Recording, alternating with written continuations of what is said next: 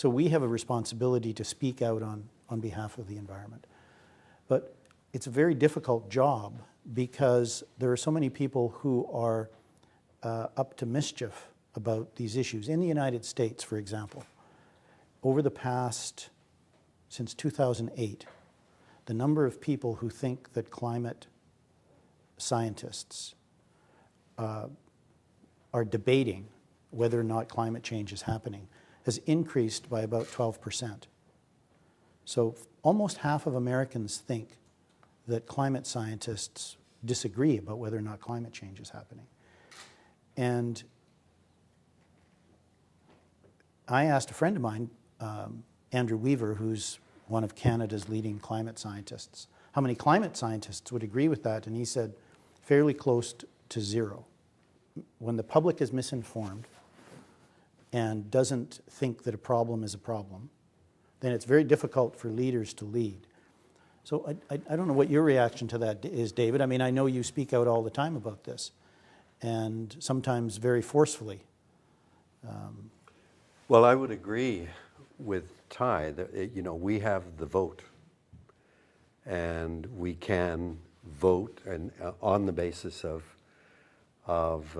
these needs from our politicians, the vision and the commitment to make a difference. The problem is that a lot of us aren't voting in Canada, but also the discussion in Canada is down in the weeds. We're not having the discussion at that high level, and down in the weeds is where you get all kinds of confusion and the opportunity for mischief on the part of often the corporate sector. We have to accept that this civilization can be destroyed, not by something outside, but by ourselves. In fact, many civilizations have been destroyed in the past. So it's very important our mental formation, our mind. I think if we allow despair to take over, we have no strength left in order to do anything at all.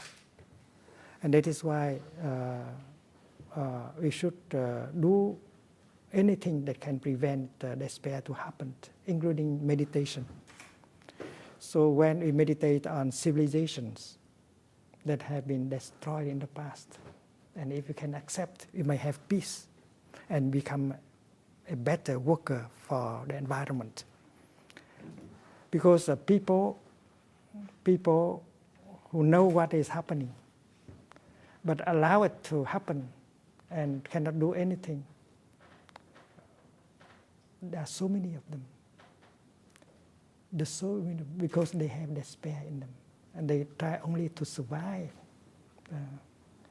And if we can help them to sort out the inside, if we can help them to have hope, if we can help them to have peace in themselves, and suddenly they have the strength to come back to themselves and giving a hand of contribution, and that person will be an instrument for the protection of the environment. So in accepting the reality that this could very well end disastrously does not mean one retreats to become passive then, but that one can remain active, but with that acceptance. Yes. That because we can look like this.